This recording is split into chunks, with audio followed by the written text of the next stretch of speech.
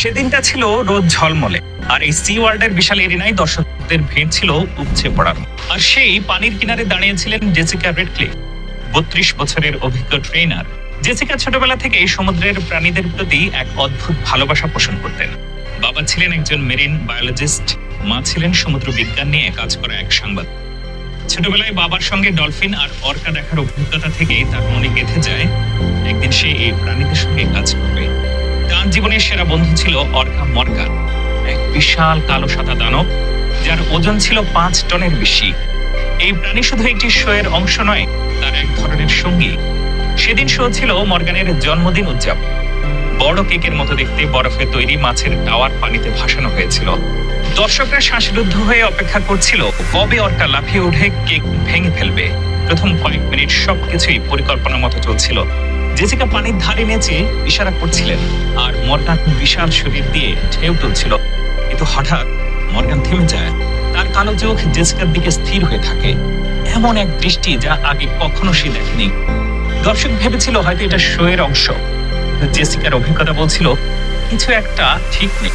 সে পানিতে নেমে মর্গানের কাছে সাঁতার কাটতে শুরু করলো। বন্ধু, কি হয়েছে? তার কণ্ঠে কোমলতা। কিন্তু পরের মুহূর্তেই সবকিছু বদলে যায়।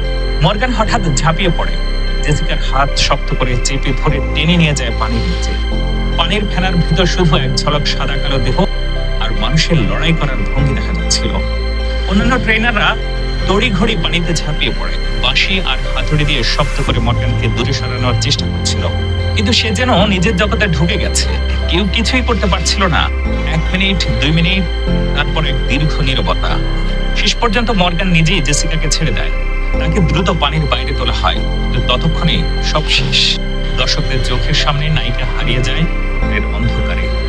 শো বন্ধ হয়ে যায় অনির্দিষ্টকালের জন্য। সংবাদের সেদিন রাতেই শিরোনাম, প্রিয় ট্রেনারের মৃত্যুতে শো বিশ্ব স্তব্ধ। কেউ বলল এটা ছিল মর্গানের হঠাৎ আগমন, কেউ বলল হয়তো জেসিকা কোনো ভুল করেছিল।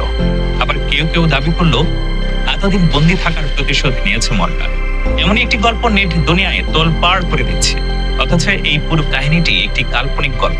জেসিকা রেডক্লিফ নামে কোনো ট্রেনারের অস্তিত্ব নেই এবং তার মৃত্যু বা অর্কা আক্রমণের কোনো প্রমাণ নেই। এই নামটি মূলত সোশ্যাল মিডিয়ায় ছড়িয়ে পড়া একটি ফেক ভিডিও এবং এআই তৈরি কন্টেন্ট থেকে